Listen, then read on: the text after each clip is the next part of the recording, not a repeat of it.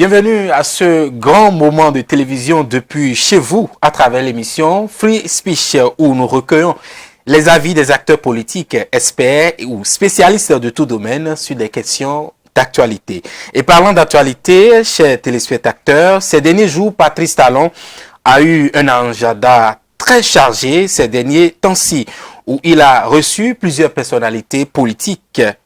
Pas des moindres, des anciens présidents de l'Assemblée nationale, à l'ancien président de la République, Onesphore Dieudonné Soglo, en passant par son prédécesseur, Boni Yayi. Le chef de l'État a pu échanger avec ces barons de la politique béninoise. Mais ce qui a retenu l'attention de l'opinion publique est ce tête-à-tête avec Boni Yayi qui continue de couler beaucoup d'encre et de salive à travers diverses réactions de part et d'autre. Rencontre Talon Yayi, un grand pas vers la réconciliation nationale. C'est autour de ce sujet que nous recevons pour vous aujourd'hui deux acteurs politiques pour porter leur regard sur cet événement. J'ai en face de moi Zoul Kifouli Ali. Bonjour, merci d'avoir accepté notre invitation. Bonjour monsieur le journaliste, c'est moi qui vous remercie. Vous êtes secrétaire général adjoint du comité de supervision de la restauration et de la sauvegarde de la démocratie au Bénin, c'est bien ça? C'est bien ça. Une fois encore, merci d'avoir accepté notre invitation. Je vous en prie. Votre vis-à-vis de cette émission, Mathieu Kokor, bonjour. Bonjour. Vous êtes acteur politique et membre fondateur de l'Union progressiste. Merci aussi d'avoir accepté notre invitation. C'est moi qui vous remercie. Alors, je l'ai dit tantôt, Patrice Talon a eu un agenda très chargé. Il a rencontré plusieurs personnalités politiques. Nous allons suivre ensemble sa rencontre avec l'ancien président de la République, Boni Yayi, et nous revenons pour décrypter cette rencontre. Ambiance conviviale ce mercredi 13 juin 2022 au Palais de la Marina. Patrice Talon et Boni Yayi ont échangé sur les questions de la cherté de la vie, la cohésion sociale, la consolidation de la paix et la paix politique. Au terme des échanges, Patrice Talon a dit vouloir profiter de l'expérience de ses prédécesseurs. Boni Yayi, quant à lui, a plaidé pour la continuité de ce dialogue, se disant prêt pour de tels échanges. On a échangé et il m'a rassuré qu'il a tout enregistré et surtout qu'il marque sa disponibilité à maintenir ce dialogue permanent avec les responsables des institutions, des gens qui ont eu l'occasion déjà de gérer, de se retrouver au sommet de l'État ou bien au sommet de nos institutions, de manière à ce qu'il en tienne compte dans sa vision en matière de gestion des affaires de notre pays. Monsieur le Président, je crois, je dis merci puisqu'on a vu on a fait un tour d'horizon pour même des questions qui sont sur la table en ce moment et qui ont trait vraiment à la consolidation de la paix. Je dis bien, encore une fois, merci et merci pour votre disponibilité. Et en retour, moi-même, je renouvelle ma disponibilité et qu'à tout moment, si ma présence était nécessaire pour que nous puissions échanger, je demeure toujours disponible pour le bonheur de tous les Béninois et de notre pays. Nous allons devoir formaliser ce cadre d'échange et de contact entre les anciens présidents et les présidents d'exercice.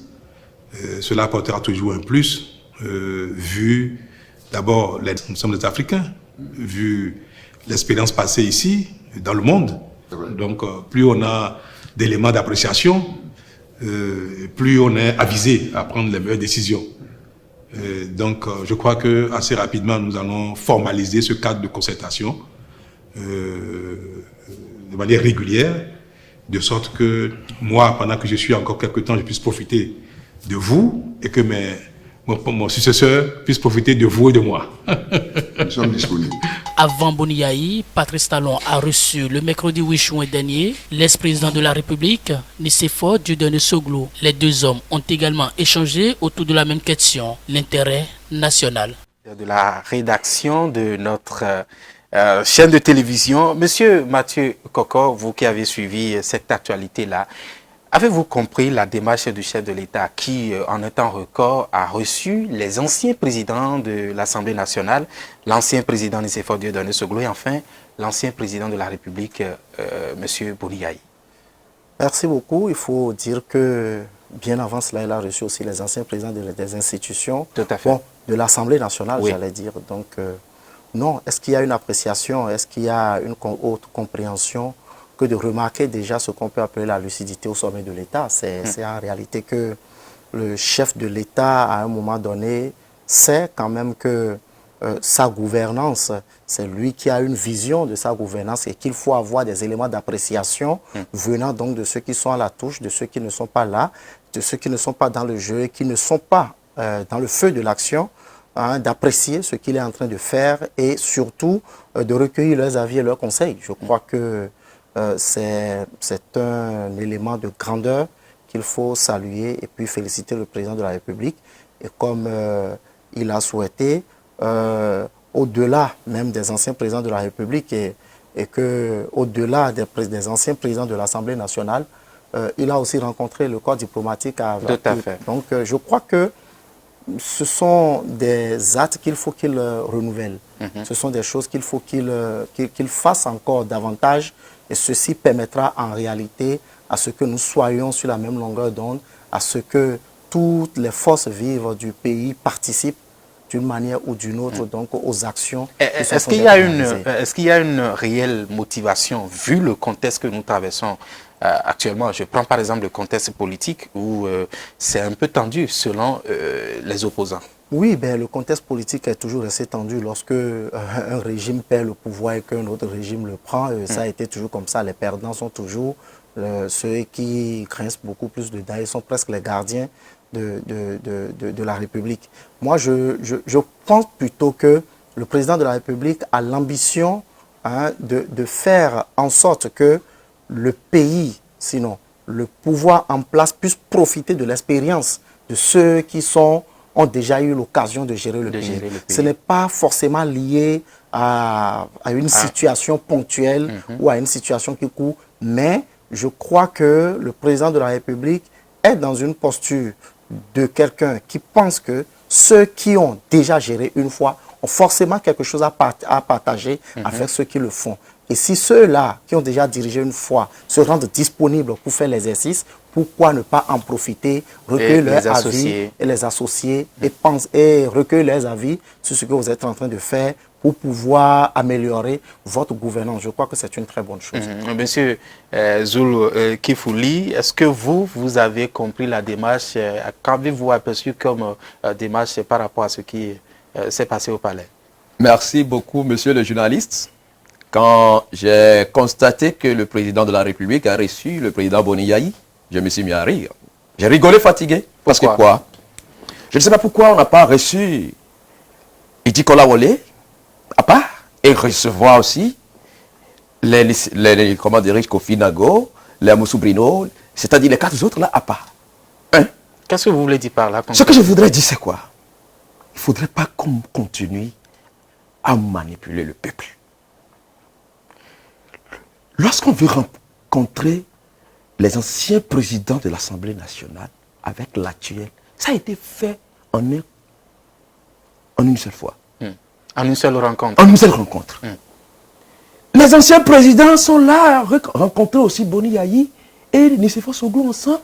Vous insinuez quoi? Qu'il y a un autre discours? Il y a un autre discours. C'est l'exploitation de l'image de Boni Yayi. Comment ça? Comme vous pouvez déjà le savoir, Boni Yayi a été enfermé dans son domicile pendant 52 jours. Est-ce que à l'heure actuelle, on va continuer pas à évoquer ces discours-là? S'il vous plaît, le chien ne change pas sa façon de s'asseoir. Ah bon? En 2019, un supposé dialogue a été initié ici. Et on avait cru que c'était parti pour une rencontre et faire asseoir les bonnes bases qui pouvaient permettre d'amorcer les élections inclusives. Mais on a compris par la suite que c'était pour arracher les partis politiques des gens. Et les résultats sont là aujourd'hui. S'il vous plaît, la politique, ce n'est pas pour ceux à qui on dit regarde le ciel et qui regardent le doigt. Je voudrais vous dire, la rencontre entre le président Nicéphore Soglo et le président Patrice Talon, est-ce que les contenus des échanges ont été médiatisés? Il y a d'inquiétude à partir du moment où c'est le tête-à-tête entre le président Boni Yayi, qu'on sait très bien qu'il est le président d'honneur du parti Les Démocrates, qui intéresse, citant ceux qui ont animé à la veille une tournée. Mais est-ce que vous ne pensez pas, du moment où il y a eu des antécédents avec le président Boni Yayi, aussi, le président Boni Yayi est quand même l'ancien président, le prédécesseur direct de Patrice Talon. Est-ce que vous ne pensez pas que ça peut-être a motivé plus à médiatiser cette rencontre-là? Non, la médiatisation, c'est juste pour permettre aux gens de croire qu'au Bénin, le processus électoral suit son cours. Donc pour vous, en un mot, c'est une rencontre inutile? C'est une rencontre qui c'est pour habiller, au fait, le doute du peuple béninois. Alors, tout à l'heure, quand nous allons continuer dans les échanges, nous allons voir qu'au lendemain de cette rencontre, il y a eu quand même certaines actions. On va revenir sur ça. Monsieur Mathieu Koko, vous avez apprécié tout à l'heure de façon positive cette rencontre-là. Alors, est-ce que vous pensez que cette rencontre-là va permettre le dégel de la situation tendue, de la situation politique tendue que nous vivons actuellement?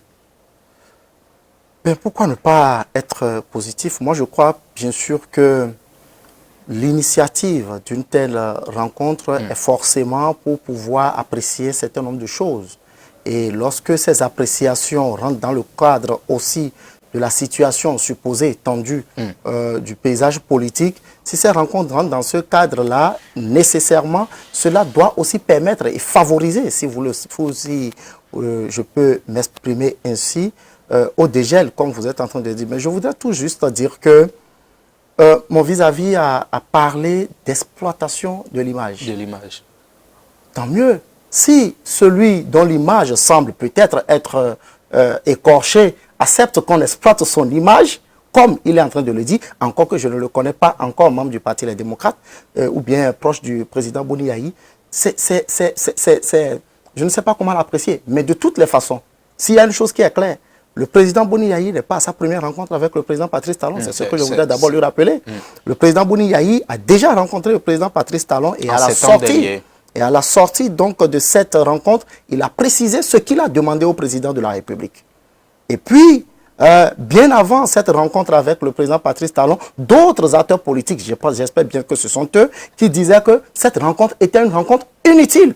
Parce que tout ce que Boni Yayi a demandé ne les a pas obtenus. Donc, revenir pour dire qu'il a été enfermé, bien, ce n'est pas la première rencontre. Il a été déjà rencontré par le président Patrice Talon. Mais l'autre chose que je voudrais aussi faire préciser, c'est de dire tout simplement que vous ne pouvez pas demander au président de la République de recevoir peut-être, parce qu'il a reçu des présidents de l'Assemblée nationale ensemble, de recevoir les anciens présidents de la République ensemble. Ils n'ont pas tous occupé les mêmes fonctions, ils n'ont pas tous assumé les mêmes responsabilités, ils n'ont pas tous fait les mêmes choses.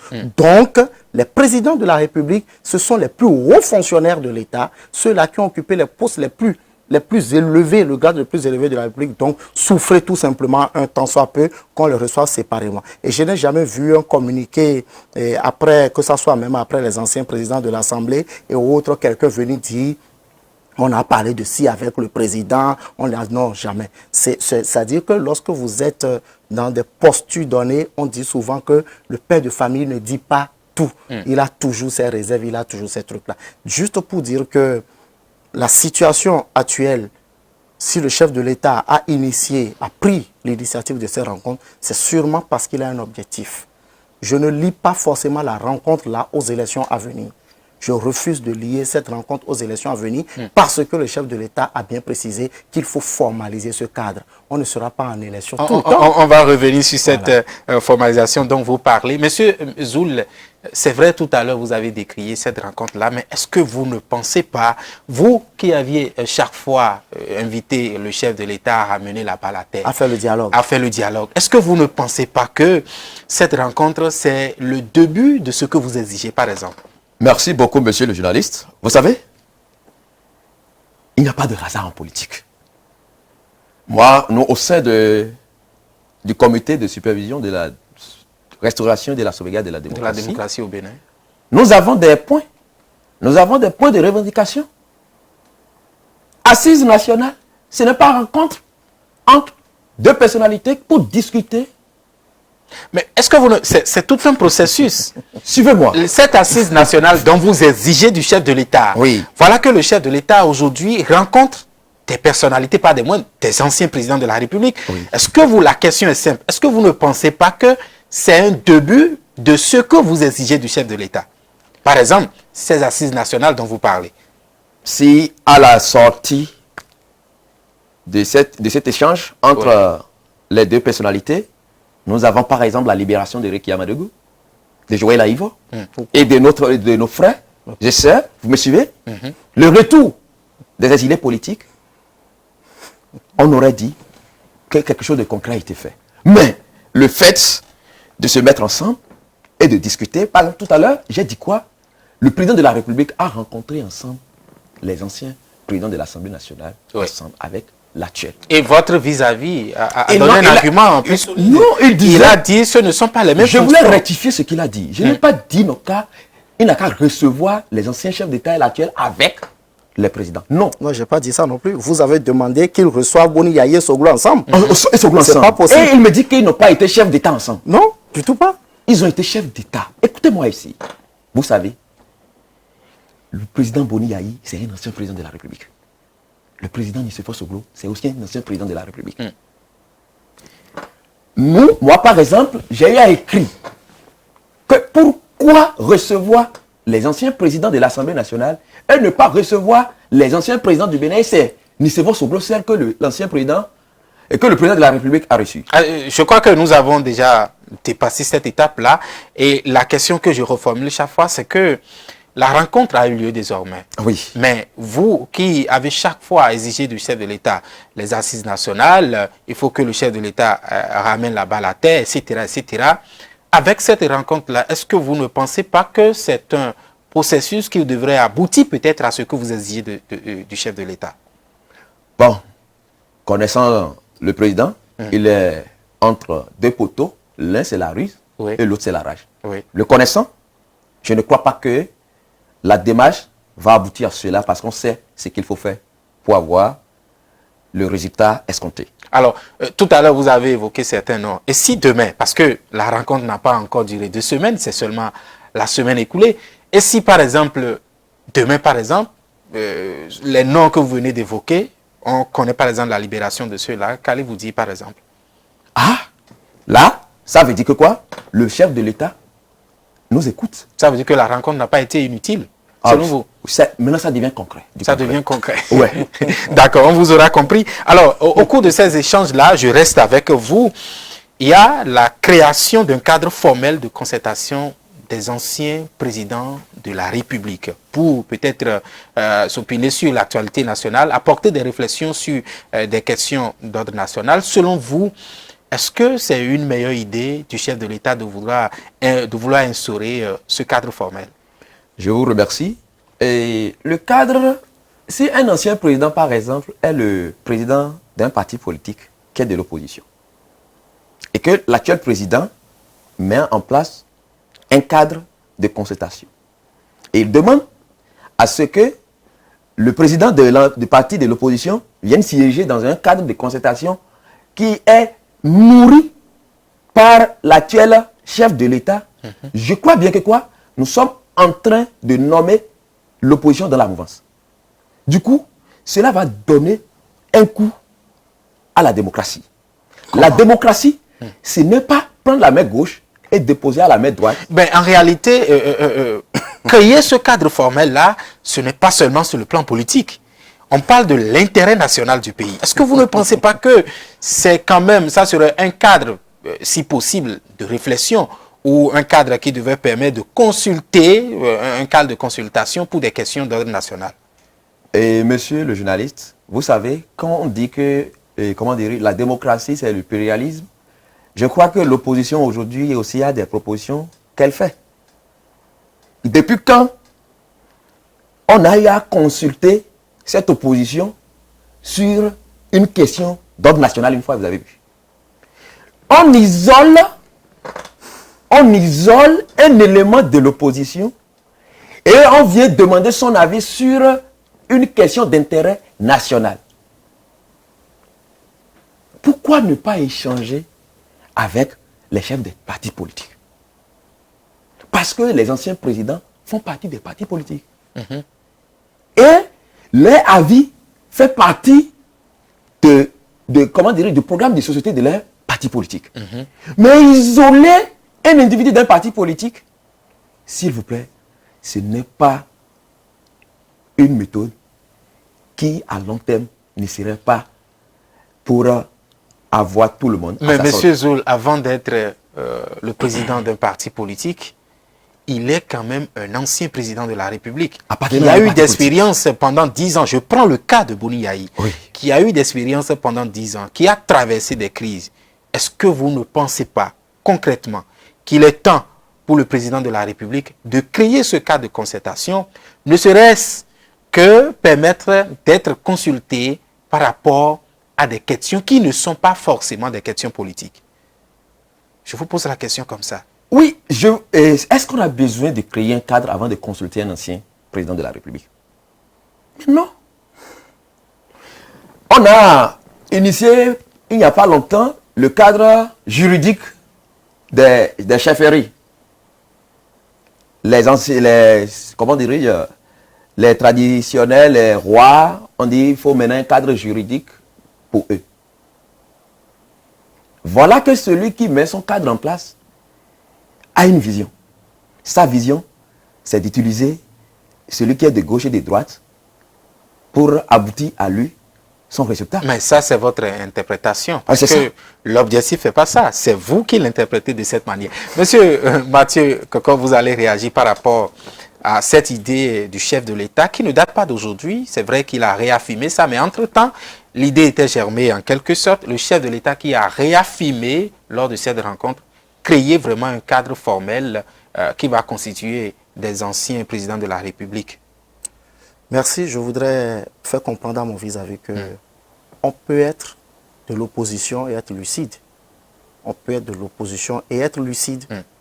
Et la démocratie que vous pensez sauvegarder, la démocratie ne confère pas à l'opposition la destruction de la République. Du tout pas. La démocratie confère à l'opposition la contribution pour la construction du pays. Et je ne comprends pas du tout comment on peut penser que parce qu'un chef d'État en exercice pense créer un cadre, que c'est lui qui nourrit le cadre. C'est dangereux. Moi, d'abord, je ne comprends même pas l'esprit, je ne comprends même pas ce que vous étiez en train de dégager en le disant. Mais je voudrais tout simplement faire comprendre quoi? C'est faire comprendre tout simplement que le journaliste l'a déjà dit tout à l'heure. Avant d'être président d'honneur d'un parti politique, Boni Yayi fut ancien président de la République. Ancien président de la République, pardon. Et il n'est pas invité au palais de la présidence par le président de la République en tant que président d'honneur d'un parti. Monsieur, vous êtes médecin et vous êtes politicien. Quand on vous invite à l'hôpital, c'est pour venir exercer votre fonction de médecin. Quand on vous invite au palais, c'est pour exercer votre fonction de politique. Quand on invite Boni Yayi au palais, on l'a invité au palais en tant qu'ancien président de la République. Point tiré. Dans votre affaire de sauvegarde de la République, de sauvegarde de la démocratie, voyez ça ailleurs et faites autre chose. Parce que ce pourquoi Boni Yayi est invité au palais, c'est en tant qu'ancien président de la République. Alors, et le cadre dont on parle, c'est un cadre que le président de la République pense que juge de la nécessité de ce qui, mais quand même, il faut formaliser quand même ce cadre pour que les présidents en exercice puissent s'inspirer, puissent recevoir des conseils de leurs prédécesseurs. C'est une façon de dire que les anciens présidents de la République deviennent les conseillers du président de l'exercice. Zoul l'a dit tout à l'heure, est-ce qu'on a besoin de créer un cadre avant de consulter ses prédécesseurs? Le créer, le mettre sous forme, le créer, en faire un cadre, suppose tout simplement que... D'abord, je crois que c'est l'opposition qui doit même l'applaudir. Parce que ça suppose que quoi? Ça suppose que lorsque vous êtes président de la République et que ce cadre existe, et que ce cadre vous oblige peut-être à consulter Patribes, par exemple, vos prédécesseurs, vous devez le faire. Et ça doit être en réalité l'occasion pour les anciens chefs d'État de dire ce qu'ils pensent de la gestion de leurs successeurs, de la gestion du pays. Je crois, écoutez, je ne sais pas comment on peut vouloir de quelque chose et à la fois de son contraire. Parce que tout le temps, on dit oui, il faut le dialogue, c'est une gestion cavalière, c'est une gestion solitaire. Et maintenant on dit, d'accord, dans un cadre formel, nous allons faire en sorte que l'actuel président de la République puisse bénéficier des conseils, puisse avoir l'avis même de ses prédécesseurs sur ce qu'il est en train de faire. Et moi, je crois que le jour où le président Patrice Talon deviendra ancien président de la République, et qu'un président va l'inviter, et qu'il sort de cette rencontre, il pourra dire à la presse, j'ai dit au président de la République que telle chose ne marche pas. J'ai dit au président de la République qu'il faut revoir telle chose. Je crois que ça doit être des moments d'espoir pour le peuple. Ça va être des moments attendus pour la population. Et mon cher ami, écoutez, je voudrais vous dire, essayez de mettre suffisamment de gants quand vous voulez aborder des sujets, peut-être entre griffes que vous ne maîtrisez pas. Vous avez parlé des chefferies traditionnelles comme ça. Mais vous en avez parlé comme ça. Qu'on a dit qu'on veut installer un cadre juridique. C'est arrivé d'où? Je vais vous informer. Après la révision de la Constitution, les chefferies traditionnelles ont été institutionnalisées. Mais il n'y a pas de loi qui les consacre. Il faut une loi et il faut un décret d'application de ces lois-là. Alors, il faut donc installer, c'est ça en réalité, quand on parle d'installer le cadre juridique, c'est écrire une loi qui permet en réalité de décrire un peu l'aspect. Qu'est-ce qui est pris en compte? Qu'est-ce qu'on ne prend pas en compte? C'est-à-dire, qu'est-ce que nous appellerons désormais roi? Qu'est-ce qu'on appellera désormais chefferie traditionnelle? Ainsi de suite. Attendez, s'il vous plaît. Moi, je crois que nous sommes sur un plateau sérieux. Et sûrement que ceux qui nous suivent sont des gens qui attendent de nous des réflexions qui doivent apporter un plus à ce que eux autres ils comprennent déjà.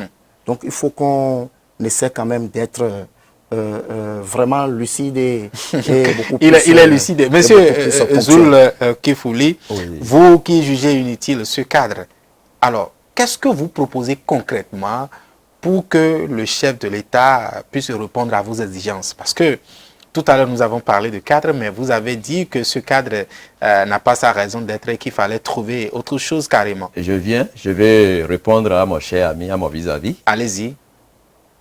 Ils ont institutionnalisé la chefferie traditionnelle. Mais nous ne sommes pas... le sujet n'est pas... On déforme, il faut repréciser ce qu'on a dit.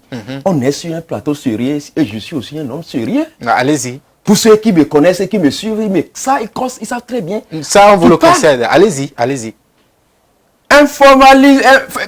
Institutionnaliser, c'est se précipiter pour donner de salaire au roi sans avoir d'abord au préalable un cadre juridique. Vous en connaissez des rois qui ont des salaires? S'il vous plaît, on n'est pas... Vous me suivez? Vous savez? Monsieur Zoul, oui. nous irons...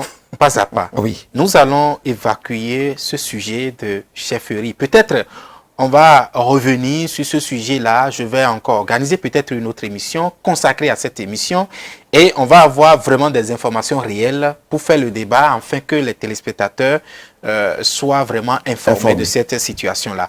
Je reviens à la question. Tout à l'heure, vous balayez de revers de la main ce cadre que le président Talon veut créer. Alors, qu'est-ce que vous, en tant qu'opposition, en tant que membre de l'opposition, vous proposez en réalité pour que le chef de l'État puisse consulter ses prédécesseurs, pour que le chef de l'État puisse avoir un cadre réel de consultation afin de mieux diriger encore le pays? Merci beaucoup, monsieur le journaliste. Je crois que tout à l'heure, je disais que le cadre a formalisé pour consulter les chefs d'État n'était pas... Les anciens présidents de la République n'était pas une urgence et que on pouvait consulter ces chefs d'État sans avoir un cadre de concertation.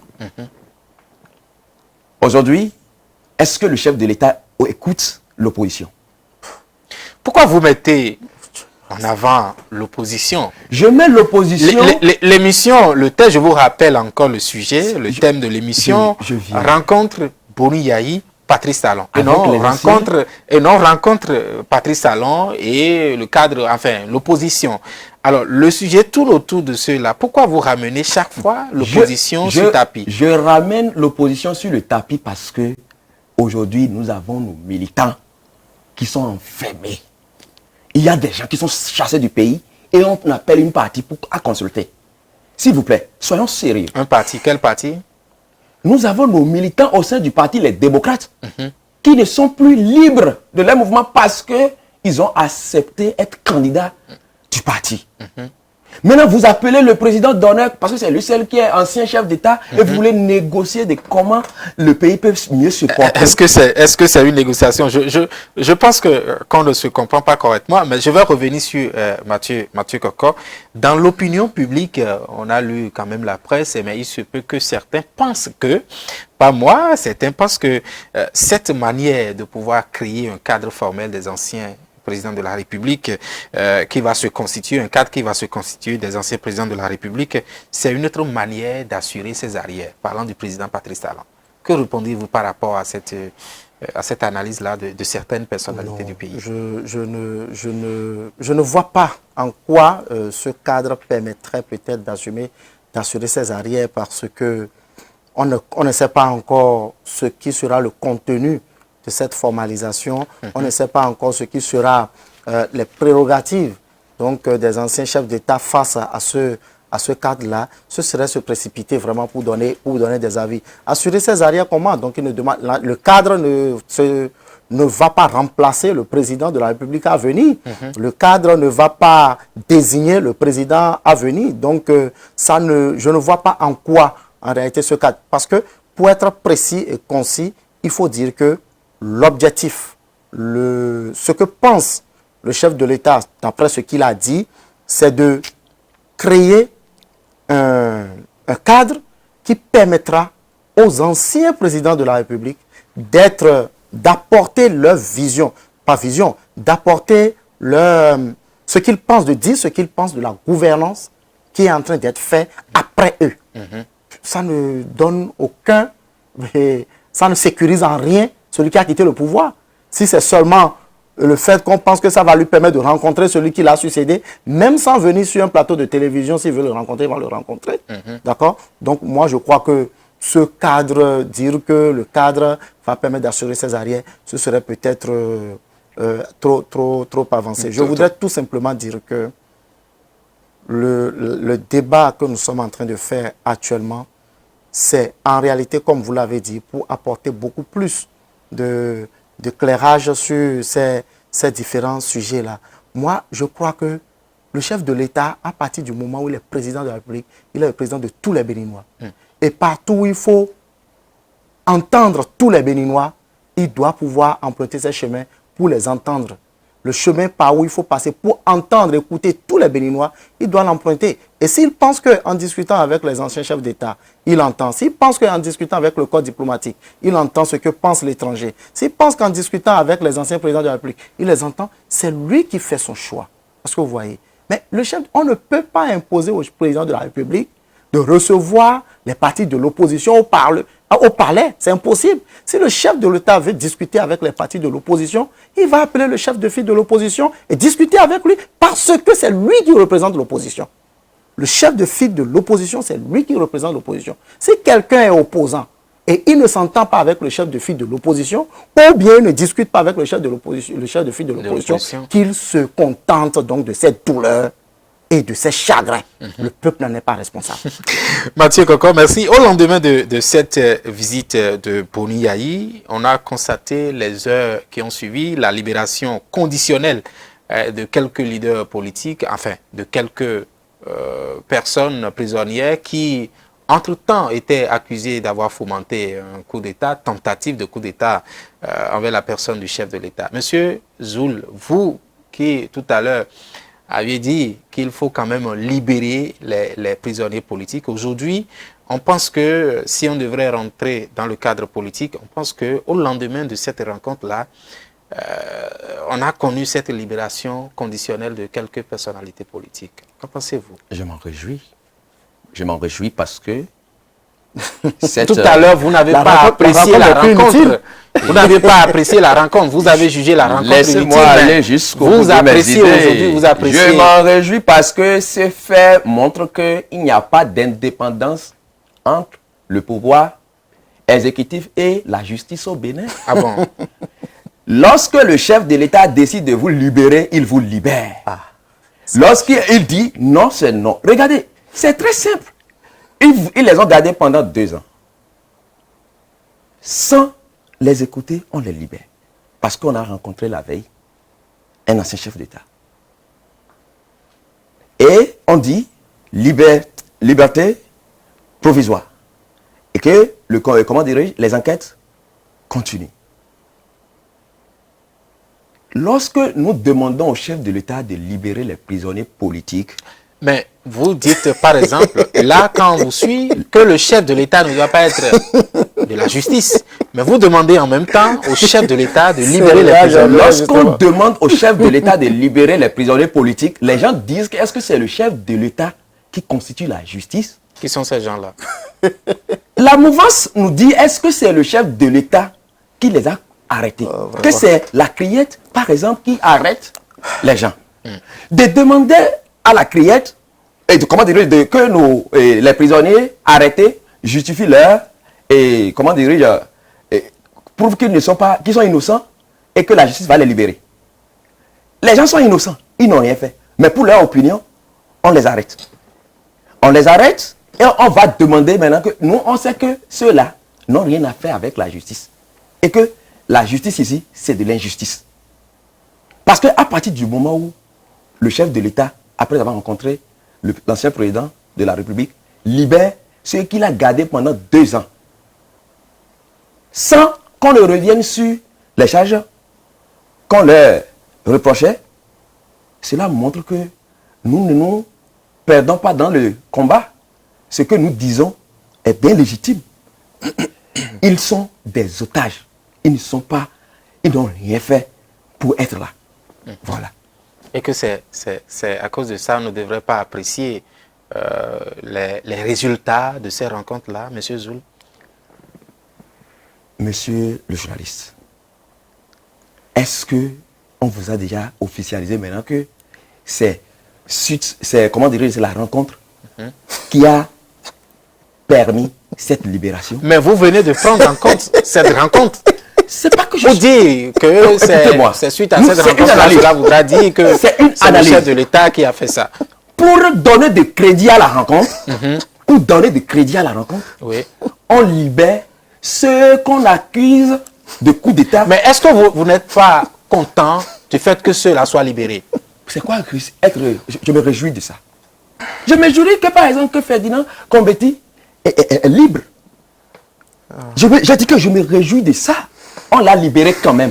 Même si c'est pour faire croire aux gens que c'est la rencontre qui a permis les libérations, je me réjouis. Monsieur Mathieu Kokor, oui. sur la question de libération, est-ce qu'on peut dire que c'est un début de la décryptation de la situation sociopolitique du pays? D'abord, je voudrais revenir sur 2 faits. Et quand tout à l'heure, je parlais de lucidité, c'est en réalité le fait que je dis que ceux qui nous regardent attendent de nous plus de clarification de ce qu'ils n'ont pas compris. Il ne faut pas qu'on les embrouille davantage. Vous comprenez? Mon vis-à-vis, dans leur affaire de restauration, conseil, quelque chose national, ils écrivent qu'ils exigent la libération, c'est-à-dire qu'ils demandent, c'est eux qui le disent, qu'ils demandent au président de la République de libérer les prisonniers politiques. C'est eux qui le disent. J'ai ça sur mon truc là.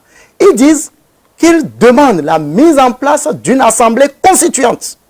Ils demandent à ce qu'un gouvernement d'intérêt national ou bien d'unité nationale soit mis en place. C'est pourquoi je disais tout à l'heure, il y a des gens dans le pays qui veulent occuper des postes de responsabilité, des postes électifs. Ils veulent aller au Parlement, mais ne veulent pas aller aux élections. Parce qu'ils ont dit que c'est leur condition pour aller aux élections.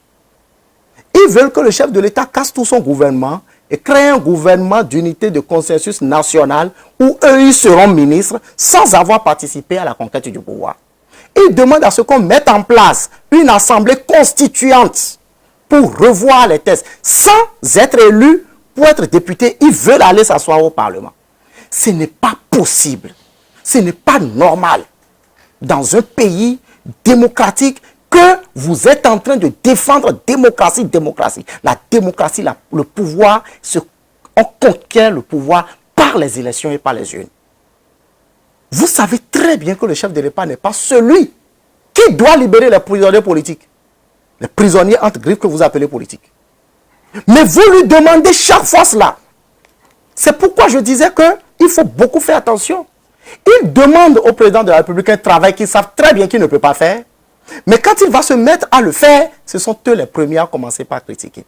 Heureusement que dans la décision que moi j'ai lue, je n'ai pas lu quelque part écrit que sur instruction du président de la République.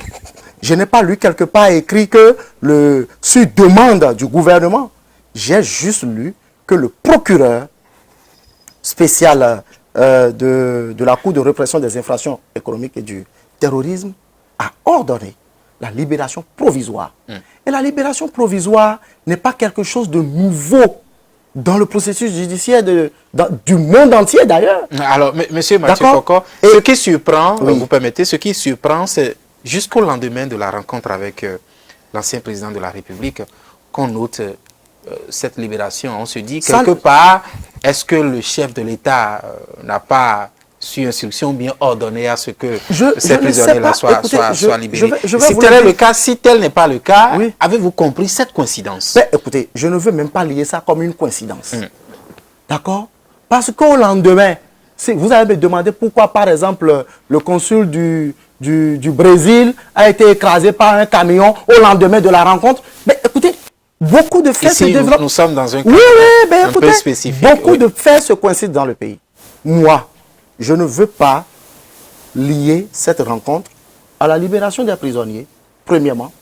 Deuxièmement, si cette rencontre a quelque chose à voir avec la libération provisoire des prisonniers, les seules personnes qui sont en mesure de nous le dire, c'est le président d'honneur du parti Les Démocrates, c'est le président Nicéphore Soglo, ce sont les anciens présidents de l'Assemblée nationale qui ont échangé avec le président de la République. Moi, je ne sais pas. La seule chose que je sais que le président de la République peut accorder aux prisonniers, c'est la grâce présidentielle. C'est la grâce présidentielle. Le président de la République peut dire que nous gracions telle personne. Mais ordonner une libération, ça, je n'en sais pas grand-chose. Et la décision qui a permis de constater la libération de ces personnes, nulle part dedans, je n'ai lu que suite à la rencontre du président pour décrisper, je n'ai pas lu ça. Donc, je m'en tiens, d'accord, à ce qu'on me dit. Parce que vous voyez, je m'en tiens à ce qui est écrit. Je respecte ces institutions. Je crois que le président Boni Yayi a été président de la République et que les prisonniers ont été libérés. D'autres on nous a dit, se sont évadés, qui après sont revenus, on dit qu'ils ne se sont jamais évadés. Tant de choses. Je ne sais pas si mon frère ami se rappelle un peu de tout ça. Donc, écoutez, tenons-nous juste au fait que la justice, à un moment donné, qui suit le processus de l'information judiciaire qui est ouverte, qui suit l'évolution de ce processus-là, a jugé bon de dire ces personnes, en attendant que l'enquête n'aboutisse, en attendant qu'ils ne soient jugés, on peut d'abord les mettre en liberté parce que ce n'est plus nécessaire de les détenir. Donc ce n'est pas à nous de... Moi, je ne pense pas que ça soit donc un fait du président ou de la rencontre avec l'ancien président de la République, Boni Yayi. Monsieur Zoul, est-ce que vous ne pensez pas que c'est le moment plus que jamais de ramener la balle à terre? Parce que vous exigez tant de choses. Aujourd'hui, c'est vrai que vous balayez de revers de la main cette rencontre-là, mais qu'est-ce que vous voulez aujourd'hui concrètement pour ne plus chaque fois crier dans tous les médias, voilà, Talon a fait ci, Talon a fait ça? il faut que le chef de l'État agisse concrètement. Ce qu'il a déjà commencé d'ailleurs avec la rencontre avec ses prédécesseurs, n'est-ce pas? Il dit que c'est juste pour mettre en place un cadre de... Ce n'est pas juste pour mettre en place la preuve. Lors Et de mon la fils a rencontre, dit ils se sont que ce n'est échangés. pas- ils sont- Cela ne vise pas une décrispation du climat politique. Et que... Non, il ne J'ai l'a pas pas dit dit. ça. Il ne l'a pas dit. J'ai Il pas ne dit l'a ça. pas La dit. libération, c'est la libération provisoire qui ne rentre pas dans... Je n'ai pas dit ça non plus. Donc, il vient Si tout à vous l'heure. voulez, vous me passez votre temps de parole pour que je reprécise. Non, ce que j'ai dit. laissez D'accord. votre vis-à-vis aller jusqu'au bout. Donc, moi, je crois que aujourd'hui, nous avons nos points de revendication et nous restons fidèles à cela. Si aujourd'hui on ordonne, le procureur de la République a ordonné, la criette est basée au ministère de l'Intérieur. Non, C'est vous pas n'avez pas vrai. dit ça, monsieur Vous Zoul. me suivez? Vous, Vous n'êtes nous sommes, peux attendez, rester aller. nous C'est sommes pourquoi je dis sur un que- plateau. C'est dit que la criette est basée à la présidente de la République. Ah, La oui. criette est à Porto-Nouveau et tout le monde connaît là Oui. où la criette se situe. Mais Oui. dire que la criette est au palais de la République, c'est Ils ont dit, il a oser dit au dire, c'est ministère trop de dire. l'Intérieur. Vous me suivez?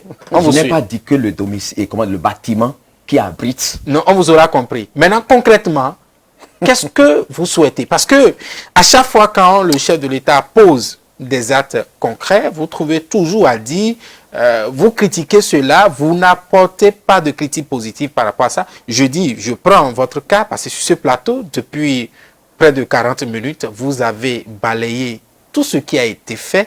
Mais de façon concrète, qu'est-ce que vous voulez aujourd'hui concrètement que le chef de l'État doit faire? Merci beaucoup, monsieur le journaliste. Je crois que nous sommes à la veille d'une élection. Oui. Et je crois qu'on est déjà aussi à 6 mois de cette élection. Il urge aujourd'hui de revenir sur les problèmes que nous avons l'habitude de soulever parce qu'il faudrait qu'il y ait transparence. Il faut qu'il y ait la crédibilité dans ce que nous faisons. Et si aujourd'hui, nous avons l'habitude de dire, on a désigné, on a une assemblée qu'il faut accepter, qu'on a acceptée, même si elle est monocolore. Maintenant, on veut que la situation s'apaise. On veut ramener la balle à terre. On demande qu'on libère ceux qui ont été arrêtés suite à la frustration issue de cette démarche politique. Ceux qui ont été aussi chassés de leur pays, qu'ils reviennent. Et maintenant, si on veut aller aux élections, à défaut d'aller à une assise d'abord, qu'on revienne sur le code électoral de 2014. Les 4 points sont les préalables que nous nous tenons compte pour aller à une élection et pour que cette élection soit inclusive. J'espère que vous ne répondez pas au nom des démocrates parce que j'ai reçu la fois dernière un secrétaire des démocrates qui a dit, peu importe les conditions, ils sont prêts désormais à aller aux élections législatives. Je parle ici au nom du comité de supervision de la restauration et de la sauvegarde de la démocratie. Merci. Monsieur Mathieu Kokor, aujourd'hui, il y a l'opinion qui, enfin, certaines personnes de l'opinion publique qui veulent que désormais, qu'il y ait peut-être la libération également de certaines personnalités politiques, comme vous le connaissez d'ailleurs. Je vais parler par exemple de Aïvo et de Madougou. Est-ce que vous ne pensez pas que c'est le moment plus que jamais pour le chef de l'État de faire peut-être une action pour que ces personnes-là soient libérées afin d'apaiser davantage la situation sociopolitique du pays? C'est le président de la République qui a la discrétion donc, de ce pouvoir, c'est lui qui l'exerce selon sa discrétion de gracier les prisonniers parce que Joël Aïvo et Rekia Madougou ont été jugés et ont été condamnés. Donc c'est le chef de l'État seul qui a ce pouvoir discrétionnaire qui lui permet donc de gracier des gens qui sont déjà jugés ou qui sont en prison. Et quelle est votre Maintenant, position par rapport à ça? Non, moi, ma position, je ne vais pas, je ne peux pas me permettre même d'avoir une position par rapport à un fait pareil. Parce que, en réalité, il faut dire une chose. Ce sont des images que nous projetons. D'accord? Si des gens s'acharnent aujourd'hui à dire oui, il faut libérer le chef de l'État n'a qu'à faire quelque chose, c'est parce qu'ils font référence aux images antérieures à eux. C'est parce que l'habitude est devenu ça. Je vais faire, on va me condamner, les gens vont crier, on va me libérer. Il ne faut pas que ça devienne en réalité l'image qu'on veut projeter. C'est pourquoi moi je dis, je ne peux même pas me permettre de dire que j'ai une position sur telle ou telle chose. C'est le président de la République qui est le gardien même des textes de la République. C'est lui qui a prêté serment devant tous les Béninois. C'est lui qui juge du moment et de la nécessité de prendre une telle décision et il en assumera toutes les responsabilités. Alors nous sommes pratiquement au thème de cette émission, 52 minutes, ça passe très vite. Et quel est votre mot de fin par rapport à cette émission? D'abord, c'est de vous dire merci. Je suis venu ici pour la première fois. J'ai découvert un cadre en construction et très très bien situé et puis bien décoré. Je vous en félicite. Merci. Et je voudrais dire aussi que tous ceux qui nous suivent et qui prennent à cœur les questions de la République, sachent que la construction du pays, que nous soyons opposants ou de la mouvance, que nous soyons du nord, du sud, de l'est ou de l'ouest, la construction du pays, ça nécessite la pose de pierres de chacun. Il ne faut pas que d'autres les posent, que d'autres les enlèvent pour crier après, pour dire que rien n'est fait. Il faut que tout le monde contribue à poser ces pierres pour que notre pays tienne vraiment debout. Monsieur Zoul Kifouli, votre mot de la fin? Merci, monsieur le journaliste. Je vous remercie également pour m'avoir invité dans ce cadre qui permet aujourd'hui de sentir qu'il y a espoir que la démocratie revienne au Bénin. Parce qu'il y a longtemps... La démocratie est toujours là. Non, la démocratie n'était plus là. C'est parce qu'on a une démocratie que vous parlez sur le plateau de télévision. Bientôt, avant, on ne pouvait pas le faire ainsi. Non, non, vous avez l'occasion de le faire chaque fois. C'est grâce à vous. Allez-y. Donc, je vous remercie pour le courage que vous avez en nous invitant sur ce plateau. Et je crois que, comme nous avons l'habitude de le dire, que nos militants soient fiers et qu'ils soient sereins parce que le combat, c'est pour maintenant et c'est tout de suite parce qu'on doit libérer nos amis qui sont en prison, qui étaient des terroristes, mais ceux qui ont fait supposer blanchisseurs d'argent, il faut qu'on les libère pour qu'en famille, nous puissions jouir et que les élections prochaines soient une période de fête. Ça sera bientôt une période de fête parce que ça s'annonce comme une période de fête.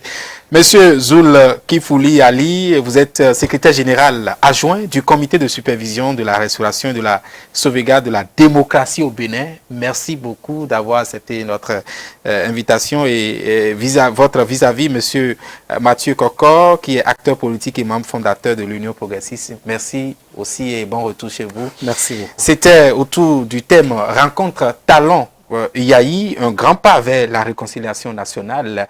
Nous sommes entendus sur des questions données. Merci beaucoup à vous. On se retrouve très prochainement pour un autre numéro de votre émission Free Speech sur Speed Line TV. Restez fidèles à nos programmes et à bientôt. Merci.